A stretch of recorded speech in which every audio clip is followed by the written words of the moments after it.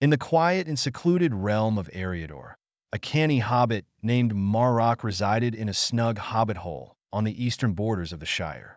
Marok was an unassuming fellow, but seldom was he seen among the Blighter hobbits of his village. He was known to have a penchant for adventures, a trait quite rare among his kin. His hair was whisker-thin and always seemed to be in a state of unruliness, setting him apart from his more primly kept neighbors. One crisp night, when the moon hung like a silver coin in the sky, Marok was startled awake by an unusual racket outside his front door. Heeding his natural curiosity, he quickly pulled on a cloak and scrambled out of his cozy bed covers.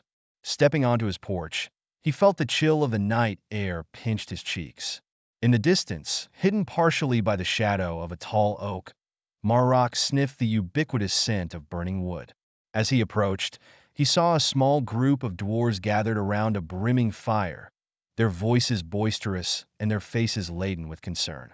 One dwarf in particular, who had a furrowed brow and looked nearly as old as the mountains, plucked up his courage and greeted Marok. "Good evening, Master Hobbit," said the dwarf, whose name was Balin. "We seem to be in a bit of a bother. Our supplies have been purloined by a group of bandits, and we find ourselves quite stranded without provisions." Marok, who had lived through a fair share of skirmishes and adventures, felt a surge of empathy. "I can stow some of my food and supplies to help you on your way. But tell me, what brings you to these parts?" Balin's eyes fluttered with gratitude as he recounted their tale. They were en route to Rivendell to seek Elrond's counsel on a dire matter involving the resurgence of dark forces in the east. As they spoke, a bleak gust of wind swept through the clearing, causing the crocks and kettles around their camp to clink softly. The next morning, Marok, carrying a laden pack on his back, decided on the spur of the moment to join the dwarves on their journey. He hastened to close his little hobbit hole, making sure everything was in order. The hobbit's last act was to ensure his most precious belongings were safely stowed away. Their journey was fraught with challenges.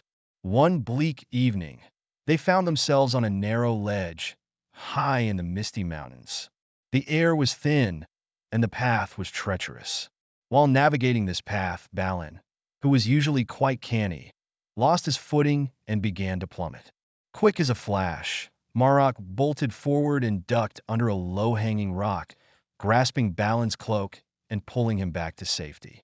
Balin, with a hearty laugh and a look of genuine admiration, said, "Blimey, you have the courage of 1,000 dwarves." Later, they made camp in a deep, enchanted forest. As they set up their tents, the group was frequently visited by weasels and other small creatures curious about these unusual travelers. Marok found himself lingering by the fire, listening to the dwarves' ancient and somber songs about Erebor and the bounty that once flowed from its mines. One incident, however, proved more harrowing than the rest. They encountered a troll named Grumbler, a giant blundering creature whose odor was enough to make any creature's nose curl. Grumbler tried to capture Marok and the dwarves, brandishing a sharp skewer he had purloined.